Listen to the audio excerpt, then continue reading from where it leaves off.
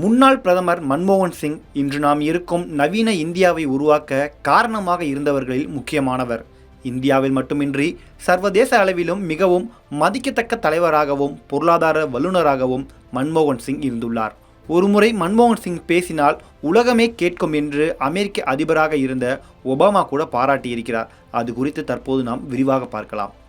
நமது நாட்டில் கடந்த 2004ஆம் ஆண்டு முதல் 2014ஆம் ஆண்டு வரை 10 ஆண்டுகள் பிரதமராக இருந்தவர் மன்மோகன் சிங்.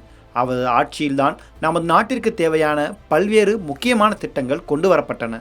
பிரதமர் பதவிக்கு வரும் முன்பே அவர் இந்தியாவின் தலைமை பொருளாதார ஆலோசகர், ரிசர்வ் வங்கி ஆளுநர், நிதித்துறை செயலர், UCG தலைவர் என பல்வேறு உயர் பதவிகளை வகித்துள்ளார்.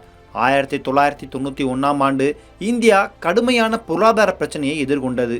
அந்நிய செலவாணி மிக மோசமான சூழலில் இருந்தபோது நரசிம்மராவ் அமைச்சரவையில் நிதியமைச்சராக பொறுப்பேற்றுக் கொண்டார் மன்மோகன் சிங். அப்போதுதான் அவரது தாராளமயமாக்கல் கொள்கையை அறிவித்தார். இந்திய பொருளாதாரத்தை மொத்தமாக மாற்றியது அந்த அறிவிப்புதான்.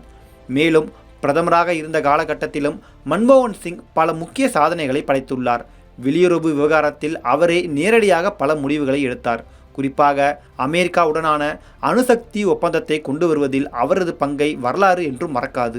அந்த அணுசக்தி ஒப்பந்தத்தை சோனியா காந்தி உட்பட காங்கிரஸ் கட்சியிலேயே பல மூத்த தலைவர்கள் முதலில் ஏற்கவில்லை.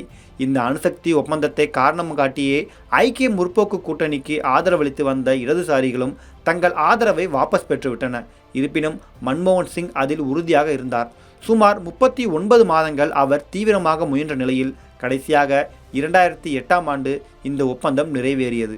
இந்த ஒப்பந்தம் நிறைவேற்றப்பட்டு 2 ஆண்டுகளுக்கு பிறகு கனடாவில் உள்ள டொரண்டோவில் G20 உச்சி மாநாடு நடந்தது. அப்போதுதான் மன்மோகன் சிங்கை அமெரிக்க அதிபராக இருந்த ஒபாமா பாராட்டியிருந்தார். அங்கு சர்வதேச அரசியல் பேசிய ஒபாமா G20 மாநாட்டில் பிரதமர் மன்மோகன் சிங் பேசும்போது உலக நாட்டு தலைவர்கள் கவனமாக கேட்கிறார்கள் என்பதை என்னால் உறுதியாக சொல்ல முடியும். பொருளாதார பிரச்சனைகள், உலக வல்லரசாக இந்தியா எழுச்சி பெறுவதற்கான நுணுக்கங்கள் மற்றும் உலக அமைதி குறித்த அவரது ஆழ்ந்த அறிவே அதற்கு காரணம் என்று பேசியிருந்தார்.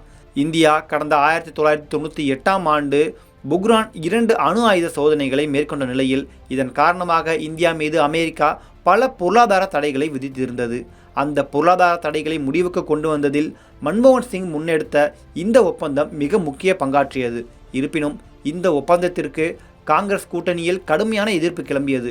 கூட்டணியில் இருந்த இடதுசாரிகள் கூட்டணியில் இருந்தே மொத்தமாக விலகின. இதனால் காங்கிரஸ் ஆட்சிக்கு ஆபத்து ஏற்பட்ட போது முலாயம் சிங் யாதவின் சமாஜ்வாதி கட்சியின் ஆதரவை மன்மோகன் சிங்கால் பெற முடிந்தது.